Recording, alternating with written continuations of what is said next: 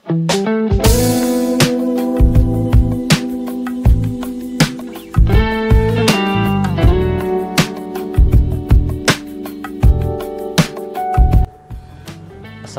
warahmatullahi wabarakatuh. Perkenalkan, saya Eki Ardiatmajaya, NRP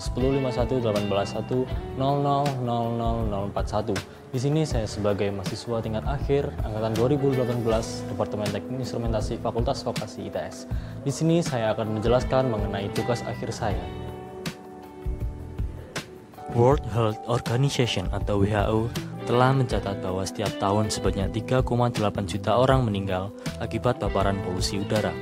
Terbukti dengan banyaknya penelitian bahwa tingkat kadar polusi udara dalam ruangan 2 hingga 4 kali lebih tinggi daripada polusi luar ruangan.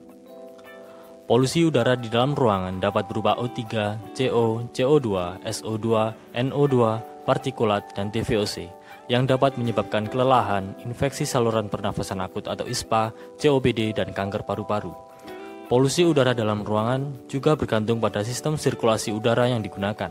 Penelitian yang dilakukan Dorijas membahas peran tingkat ventilasi dan kadar CO2 pada kinerja belajar siswa dan menemukan terdapat korelasi positif antara tingkat partikel, tingkat CO2, dan gejala kesehatan seperti alergi, iritasi hidung, dan kelelahan. Alat ini menggunakan beberapa komponen penting, di antara lain Arduino Mega berfungsi sebagai controller pusat yang mengolah seluruh data. ESP8266 berfungsi sebagai media penghubung hardware dengan internet. NDR-CO2 berfungsi sebagai sensor CO2. DHT22 berfungsi sebagai sensor temperatur dan kelembapan. Air fluid berfungsi sebagai sensor laju udara yang dihasilkan oleh exhaust fan. LCD TFT berfungsi sebagai display monitoring secara offline. LED dan buzzer berfungsi sebagai warning alarm system.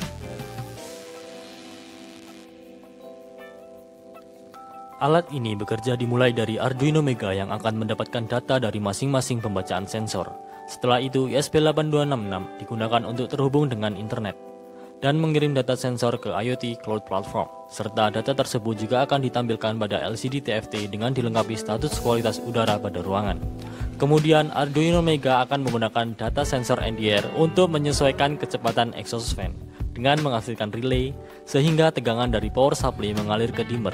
Selanjutnya, Arduino Mega akan mengirim data level kecepatan exhaust fan ke server dan menyalakan indikator LED serta buzzer berdasarkan level kecepatan. Alat ini telah berhasil dibuat dan dilakukan pengujian.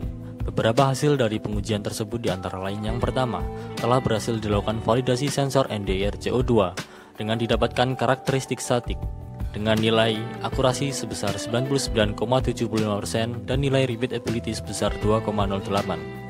Yang kedua, telah berhasil dilakukan validasi sensor DHT22 dengan didapatkan karakteristik statik dengan akurasi sebesar 99,67% dan nilai repeatability sebesar 0,17 untuk variabel temperatur. Sedangkan pada variabel kelembapan memiliki nilai akurasi sebesar 98,44% dan nilai repeatability sebesar 0,15. Yang ketiga, telah berhasil dilakukan validasi sensor air fluid dengan didapatkan karakteristik statik, nilai akurasi sebesar 98,46% dan nilai repeatability sebesar 0,05. Yang keempat, telah berhasil dibuat sistem pengendalian switch kecepatan exhaust fan otomatis, di mana kecepatan exhaust fan yang telah diatur pada setiap level mampu membuang gas CO2 dari dalam ruangan, serta warning alarm system telah berfungsi sesuai dengan level di setiap kondisi.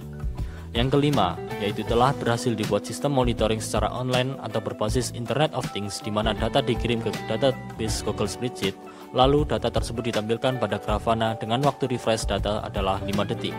Serta sistem monitoring offline atau menggunakan LCD TFT dengan waktu refresh data adalah 1 detik.